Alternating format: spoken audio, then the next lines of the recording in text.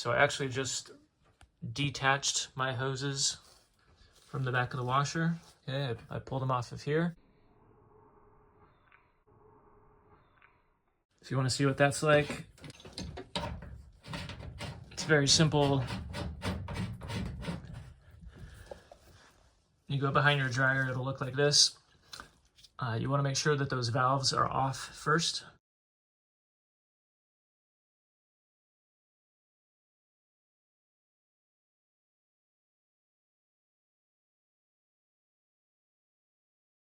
Okay, and that's all it takes to turn those valves on and off.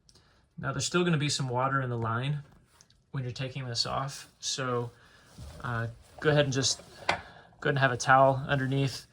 I also have a small trash can that I'm putting the hose and the extra water from the hose line in. Okay, so just be prepared for a little bit of water, have a towel, have a bucket. If you can get this off by hand, then by all means, go ahead and just take it off by hand. But you might need a pair of pliers. Just right over the ripped part there.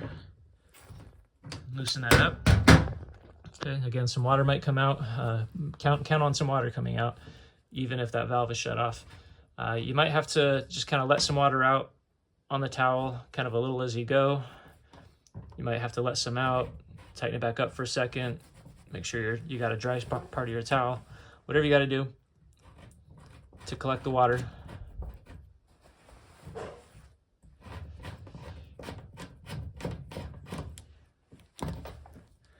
And then just go ahead and put that hose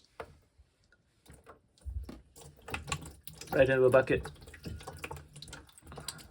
or a trash can like this to help collect your water.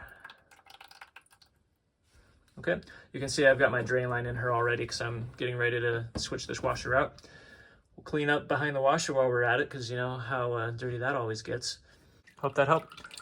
We'll see you on the next one. Thanks.